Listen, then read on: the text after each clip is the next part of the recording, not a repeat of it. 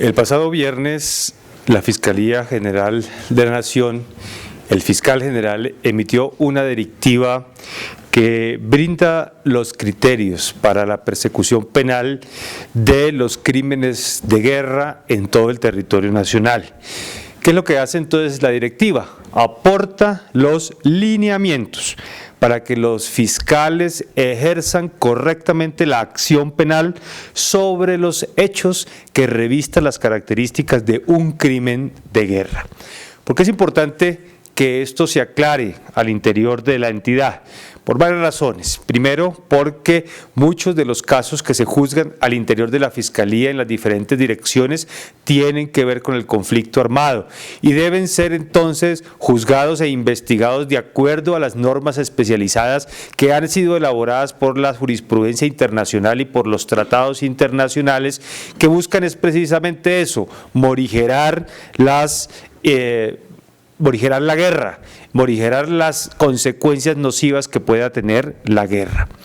La directiva aclara que el derecho internacional humanitario es el conjunto de normas que regula la manera en que se libran las hostilidades en un conflicto armado, tanto nacional como internacional o no internacional.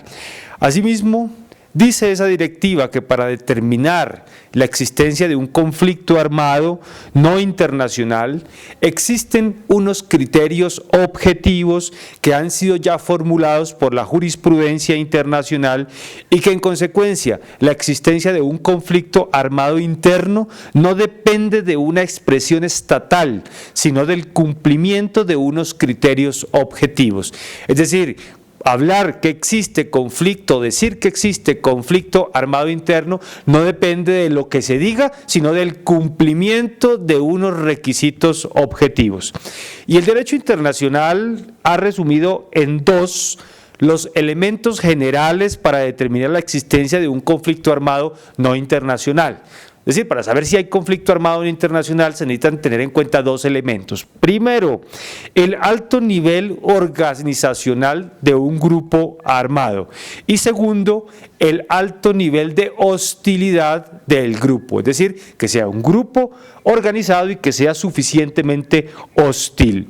Por lo tanto, cuando en el territorio nacional se cuente con un grupo armado organizado que mantenga un nivel de hostilidades lo suficientemente intenso, se podrá afirmar que existe un conflicto armado. Y algo muy importante, la directiva aclara que para que una agrupación sea considerada como un grupo armado, no debe contar con ninguna motivación ideológica o filosófica, ni que la existencia de un conflicto armado confiere algún estatus especial para las partes. Todo esto se hace en el marco de lo que se considera es el derecho internacional humanitario. Entonces, cuando se comprueba la existencia de un conflicto armado, se activa la jurisdicción del derecho internacional humanitario en todo el territorio nacional. En consecuencia, el régimen de los derechos humanos pasa a ser interpretado a la luz del derecho internacional humanitario. Esto hace posible realizar conductas que bajo el régimen exclusivo de los derechos humanos constituirían hechos ilícitos, como por ejemplo la realización de operaciones militares que en su planeación y ejecución involucren el uso de la fuerza letal. De esta forma, si las conductas de la fuerza pública se ajustan a las normas y principios del derecho internacional humanitario, serán atípicas, por lo cual frente a las mismas no habrá lugar a ningún reproche penal. Esto implica que la Fiscalía General de la Nación no perseguirá penalmente a los miembros de la fuerza pública que planeen y ejecuten operaciones militares con fuerza letal, llámese bombardeos, emboscadas, por ejemplo, en contra de los grupos armados lo suficientemente organizados y lo suficientemente hostiles. Por eso, las así llamadas bandas criminales que cumplan con los criterios antes descritos se convertirán en grupos armados y por lo tanto se les podrá atacar con la fuerza letal de manera legítima sin que esto implique algún tipo de reconocimiento de ideología o política. Por último, la directiva establece que en el ámbito internacional se ha venido presentando una ampliación en la criminalización de las violaciones al derecho internacional humanitario en los conflictos internos. Y este proceso se ha evidenciado en la práctica de los estados y se cristalizó como costumbre internacional en el año de 1977 con la adopción del protocolo adicional segundo a los convenios de Ginebra. En consecuencia, se afirma que en Colombia se pueden investigar, juzgar y sancionar violaciones al derecho internacional humanitario desde el año de 1977. Lo que aquí nosotros hacemos como Fiscalía en la directiva es darles unas instrucciones a los fiscales. Cómo se debe correctamente investigar los hechos que se cometen en el marco de un conflicto armado y les decimos cuándo hay conflicto armado para que investiguen correctamente de acuerdo a las normas y de acuerdo a los principios del DIH.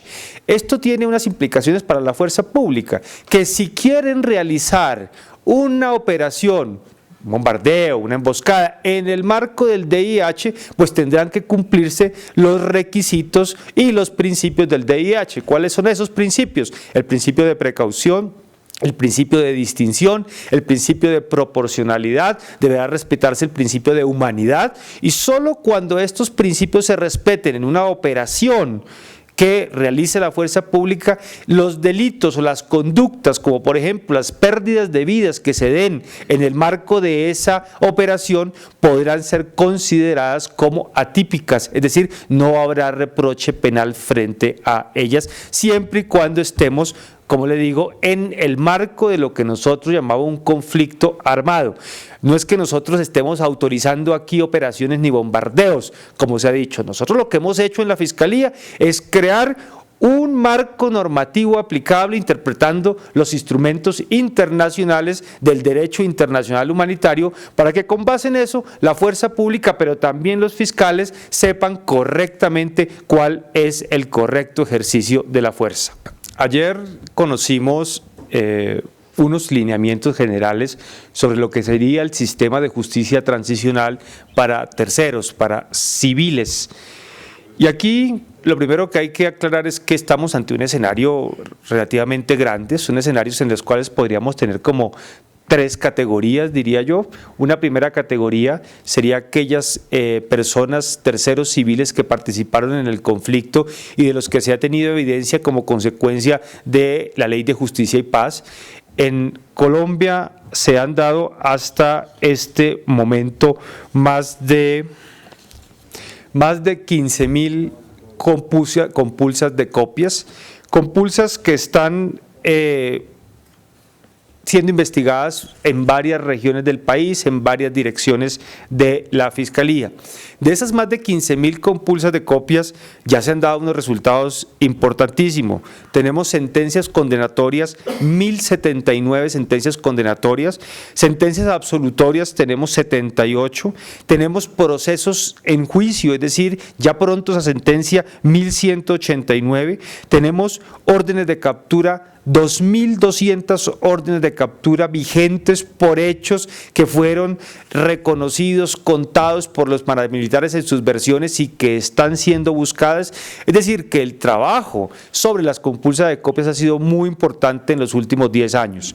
Con lo que fue anunciado el día de ayer, con la existencia de una jurisdicción especial para tratar el tema de los terceros en el conflicto, pues es evidente que habría que mirar con mucho cuidado quiénes de estas compulsas o cuáles de estas compulsas pasarían a esa jurisdicción.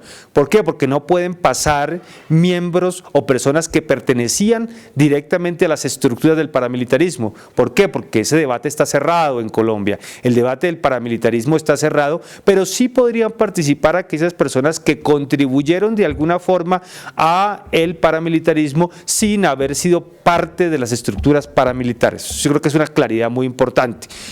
¿Qué otras personas podrían llegar a ingresar? Aquellas personas que dentro de la organización delictiva guerrillera, llámese FARC o el ELN eventualmente, hayan o pertenezcan a este grupo, pero además que hayan colaborado, que se hayan constituido en esas redes de apoyo, que como sabemos también hay que hacer diferencias caso por caso, pues porque hay que saber cuál es la contribución que ha hecho cada persona o cada red de apoyo en las diferentes regiones, en las diferentes ciudades al conflicto. Y en todo caso, cualquier persona solo podrá participar en la medida en que su contribución haya sido frente al conflicto. Entonces, como lo dijo ayer el señor presidente, aquí no se trata de una cacería de brujas, aquí lo que hay es primero la necesidad de determinar el universo, que eso lo tendremos que hacer conjuntamente con el gobierno desde la Fiscalía cuando se establezcan los parámetros para saber de ese número de personas que han colaborado con el terrorismo durante los últimos más de 50 años, cuál de esas personas accederían a los beneficios de la justicia transicional. Y ahora suponemos que también habrá otras personas u otras actividades delictivas que se conozcan como consecuencia de la judicialización de los miembros de las organizaciones delictivas en la Jurisdicción Especial para la Paz, pues porque allí habrá que contar la verdad, y si hay que contar la verdad, pues seguramente se va a ventilar responsabilidades de otras personas, ahí saldrá otro grupo de personas tal vez frente a las cuales podrá operar esta Jurisdicción Especial para la Paz. Yo creo que es importante aquí destacar que, como se ha dicho ayer, de forma genérica, no se trata de todo aquel que haya participado o colaborado con la guerrilla, porque ahí ustedes pueden hacer una gran cantidad de diferencias, pueden ser participaciones humanitarias incluso.